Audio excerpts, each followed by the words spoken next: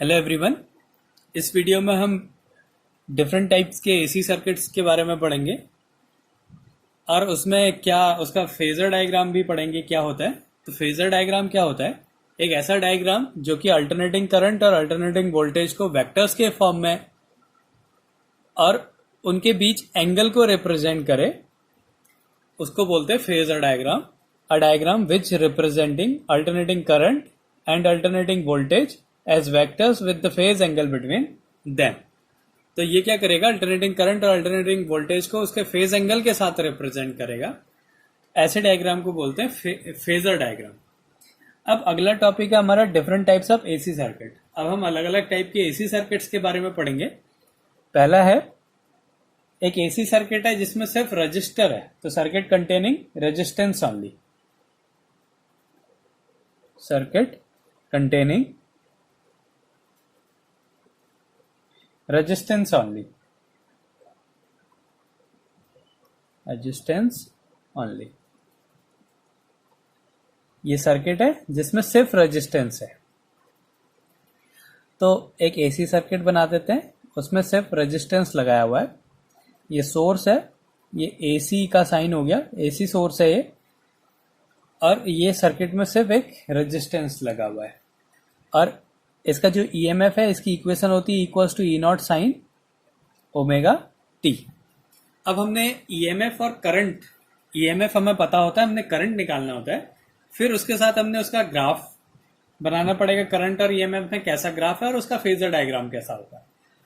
तो हमें पता है कि ई की इक्वेशन क्या होती है, ईएमएफ की ई नॉट साइन ओमेगा टी।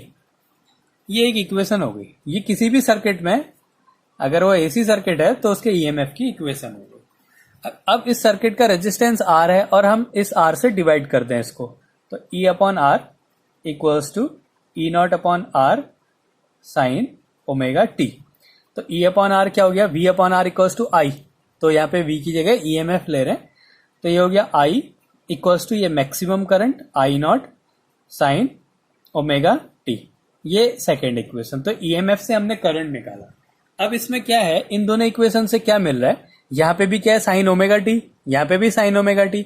इसका मतलब जो ईएमएफ और करंट है वो सेम फेज में है। तो from first and second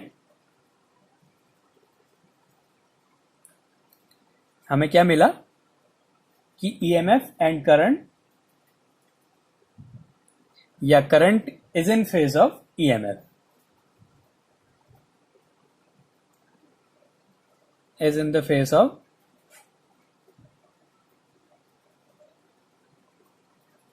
EMF, या current and EMF are in same phase. अब इसको अगर हम ग्राफ में रिप्रेजेंट करें,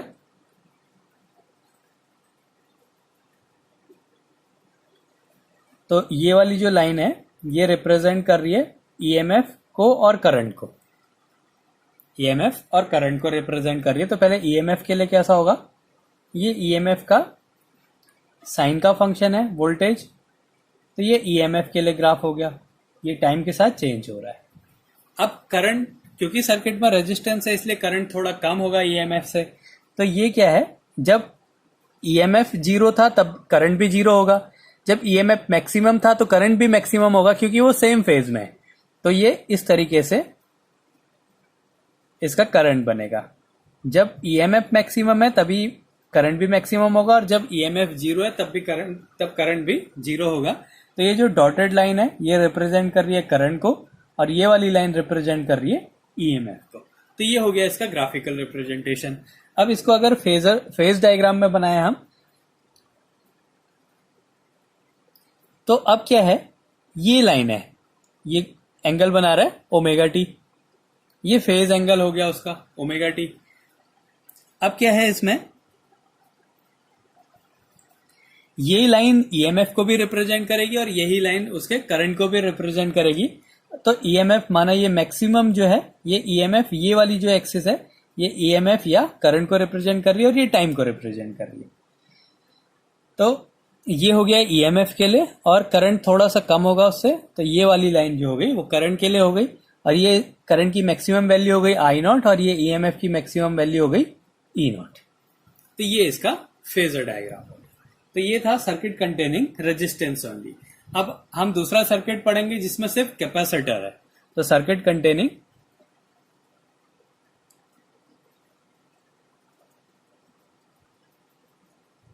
कैपेसिटर ओनली।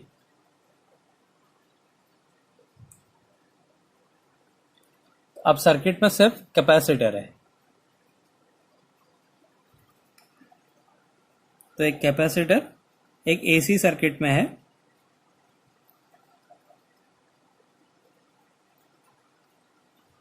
और इसका इक्वेशन हो गई equals to E not sine omega T. तो हमें पता है ई इक्वल्स टू क्या होता है, E not sine omega T. अब इस पे एक चार्ज होगा जिसकी वैल्यू है Q upon C, V equals to Q upon C. तो जो नेट ईएमएफ है इसके चार्ज के इक्वल होगा, इसका वोल्टेज के इक्वल होगा।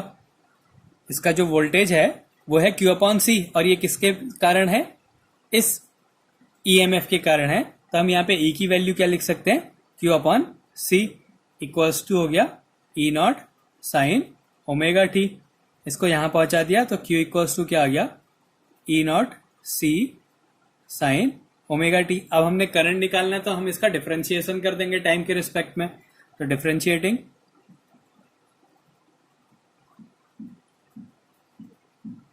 तो डिफरेंशिएशन जब करेंगे तो ये हो गया D Q upon D T equals to D over D T E naught C sine omega T.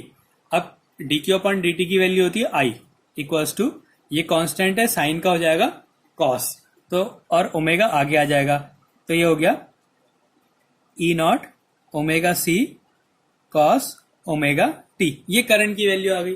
अब हमने इसका इससे कंपेयर करना है तो इसलिए जो ये एंगल है ये कॉस का ना होके साइन का बनाना पड़ेगा, तब हम इसका कंपेयर कर सकते हैं। तो अगर हमने इसको साइन के फॉर्म में लिखना है तो हम इसको क्या लिख देंगे, I equals to E not omega C sine 90। अगर साइन 90 प्लस थीटा करें तो कॉस थीटा होता है, तो इसको हमने लिख दिया omega T plus pi by 2। अब ये साइन के फंक्शन में आ गया। अब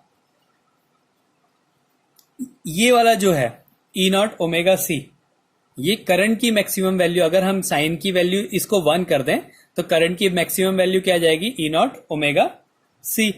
तो जो आई नॉट होता है यहाँ पे, आई नॉट इसकी वैल्यू होती है ई नॉट ओमेगा सी। हम इसको क्या लिख सकते हैं, E not upon 1 upon omega C. तो ये क्या है, I equals to E upon R. तो ये इसका रेजिस्टेंस है। 1 अपॉन ओमेगा सी क्या है, रेजिस्टेंस है। तो इसको बोलते हैं 1 अपॉन ओमेगा सी को बोलते हैं एक्स सी, और ये है कैपेसिटिव रिएक्टेंस। ये रेजिस्टेंस ही है, तो नाम अलग है खाली कैपेसिटर होने के कारण, तो इसको क्या बोलते हैं, कैपेसिटिव रिएक्टेंस बोलते हैं, कैपेसिटिव रिएक्टेंस। तो हम इस इक्वेशन को लिख सकते हैं I equals to I not sine omega T plus pi by 2। अब इस इक्वेशन से हमें क्या मिला कि जो ईएमएफ और करंट है, ईएमएफ और करंट है, ये ईएमएफ की इक्वेशन है ये वाली, और ये करंट की इक्वेशन मिली। तो इसमें क्या मिला, जो करंट है वो पाई बाई 2 आगे चल रहा है, ये फेज है इसका, तो ये फेज डिफरेंस हो गया इसमें पाई बाई 2, और करंट में ऐड हो रहा है पाई बाई 2। तो इसका मतलब जो करंट है वो लीड कर रहा है ईएमएफ से पाई बाई 2 एंगल पे। तो current Leeds EMF by pi by 2। इससे क्या मिला हमें, current Leeds EMF by pi by 2 angle. अब ऐसे ही अगर हमने इसका ग्राफ बनाना है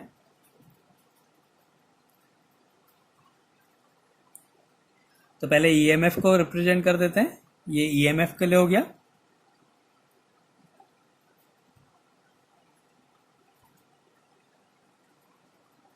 ये ईएमएफ का ग्राफ हो गया।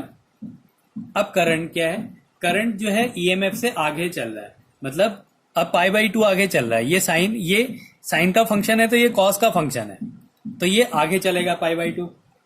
तो अगर ये जीरो है तो उस टाइम में ये क्या होगा, मैक्सिमम होगा करंट। और जब करंट मैक्सिमम है, जब ईएमएफ मैक्सिमम है तो करंट जीरो होगा। जब ईएमएफ जीरो है तो करंट मैक्सिमम होगा। जब ईएमएफ मैक्सिमम है तो करंट जीरो होगा। तो इसका ग्राफ ऐसे बनेगा।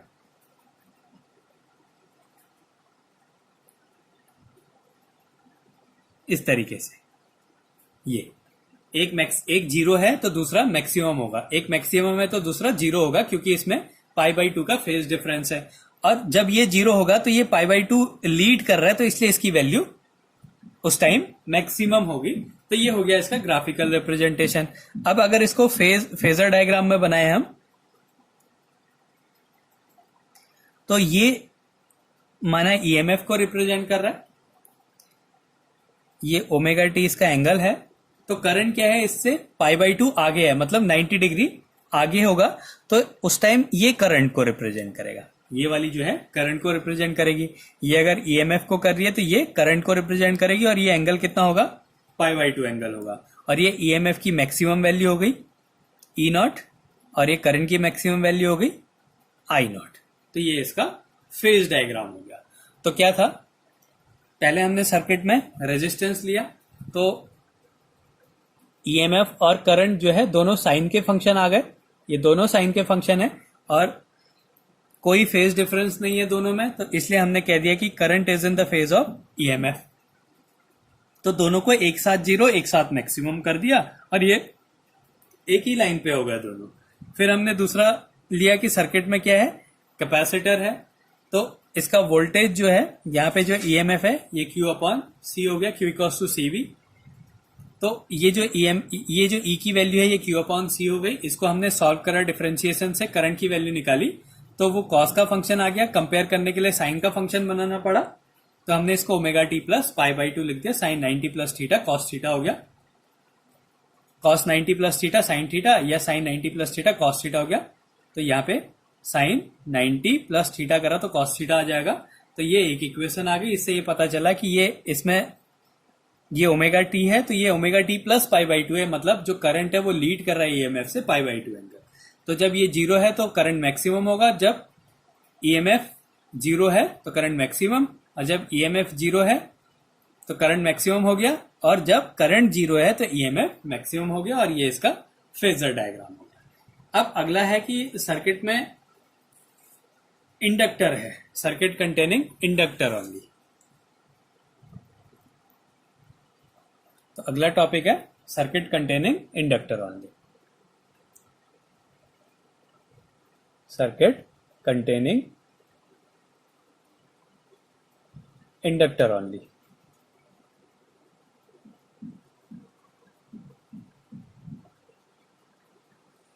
ये है हमारा अगला सर्किट। तो अब इसमें एक इंडक्टर लगा हुआ है, ये इंडक्टर को ऐसे रिप्रेजेंट करते हैं।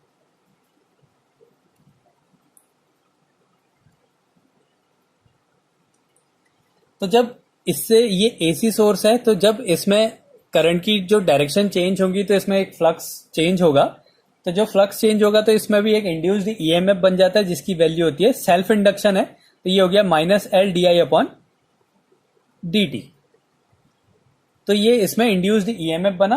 और अब इसका जो नेट ईएमएफ है, यहाँ पे ईएमएफ क्या है, e equals to E not sine omega t, और इसमें इंड्यूस्ड ईएमएफ है, तो नेट ईएमएफ क्या हो गया, ई not sine omega T minus L D I upon D T equals to zero हो गया। ये इसका नेट ईएमएफ हो गया। अब इसको सॉल्व कर देते हैं, L D I upon D T equals to E not sine omega T. तो यहां से आ गया d I upon D T equals to E not upon L sine omega T.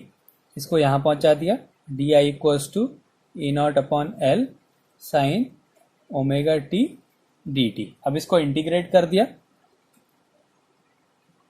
Integrating. अब इंटीग्रेशन जब करेंगे तो डी आई का इंटीग्रेशन आई हो गया इक्वल्स टू, साइन का होता है माइनस कॉस, और ये ओमेगा अपॉन में आ जाएगा, तो minus E not upon L omega cos omega T. अब क्या है, हमने इसको साइन के फंक्शन में चेंज करना है और इस माइनस को हटाना है। तो हमने क्या लिख दिया इसको, I equals to E not upon L omega sine omega T minus pi by 2 लिख दिया। अब इसको अगर हम सॉल्व कर दें, ये वाले खाली इसको सॉल्व कर रहा हूं मैं, sign omega T minus pi by 2 का अगर हम सॉल्व करें तो पहले माइनस कॉमन ले लेते हैं, तो हो जाएगा sine minus pi by 2 minus omega T, sine minus theta, minus sine theta होता है, तो हो गया minus sine pi by 2 minus omega T. अब sine 90 minus theta cos theta होता है, तो ये हो गया माइनस कॉस ओमेगा टी। तो ये माइनस कॉस ओमेगा टी की जगह हमने क्या लिख दिया, sign omega T minus pi by 2। तो इसको सॉल्व करके वही आ जा रहा है, तो इसलिए हमने इसको ऐसा लिख दिया। अब ये है ई अपॉन आर, तो यहां पे जो ओमेगा एल है, ओमेगा एल ये होता है एक्स एल, और इसको बोलते हैं इंडक्टिव रिएक्टेंस। जैसे वहां पे कैपेसिटिव रिएक्टेंस था, यहां पे ये इंडक्टर के कारण है, तो इसलिए बोलते हैं इसको इंडक्टिव रिएक्टेंस। तो इसको बोलते हैं इंडक्टिव रिएक्टेंस। तो और ये मैक्सिमम वैल्यू हो गई, तो I equals to I not sine omega T minus pi by 2 हो गया। अब हम इनका कंपेयर कर दें, ये एक इक्वेशन हो गई, ये सेकेंड इक्वेशन हो गई। तो इससे हमें क्या मिला कि जो ये साइन के साथ माइनस पाई बाई 2 है, मतलब करंट पीछे चल रहा है ईएमएफ से पाई बाई 2 एंगल, ये एंगल जो है करंट पीछे चल रहा है। तो इसमें क्या हो गया, current lags behind EMF by angle pi by 2, current lags behind EMF by angle pi by 2। तो करंट जो है पाई बाई 2 एंगल पीछे चल रहा है ईएमएफ से। अब इसको कैसे बनाएंगे ग्राफ में, तो ये हो गया ईएमएफ के लिए,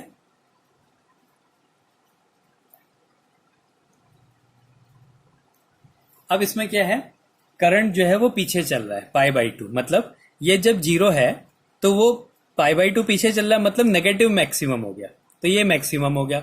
अब इसके बाद ये जब मैक्सिमम है तो करंट जीरो हो गया, ईएमएफ जीरो है तो करंट मैक्सिमम हो गया, ईएमएफ मैक्सिमम है तो करंट जीरो हो गया। तो ये इसका करंट का ग्राफ हो गया ऐसे, इस तरीके से। तो ये करंट के लिए हो गया, ये ईएमएफ के लिए है और ये करंट के लिए है। ये ईएमएफ की मैक्सिमम वैल्यू हो गई और ये करंट की मैक्सिमम वैल्यू हो गई। अब इसको अगर हम फेजर डायग्राम में बनाएं तो ये ईएमएफ हो गया ओमेगा टी ई के लिए। अब करंट क्या है, इससे पीछे है, 90 डिग्री पीछे है, तो इसको 90 डिग्री पीछे बना दिया, तो ये हो गया करंट के लिए, और ये हो गई करंट की मैक्सिमम वैल्यू और ये हो गई ईएमएफ की मैक्सिमम वैल्यू। तो ये इसका फेजर डायग्राम हो गया। तो इस तरीके से हम अलग अलग टाइप के एसी सर्किट्स को सॉल्व करते हैं। तो इसमें क्या था, इंडक्टर था सिर्फ, तो इंडक्टर के लिए ये जब इसमें फ्लक्स चेंज होगा तो इंड्यूस्ड ईएमएफ बन जाएगा, तो जो नेट ईएमएफ हो गया ये इसके इक्वल हो गया। इसको सॉल्व कर दिया तो करंट की वैल्यू क्या आ गई इसमें, I not sine omega T minus pi by 2।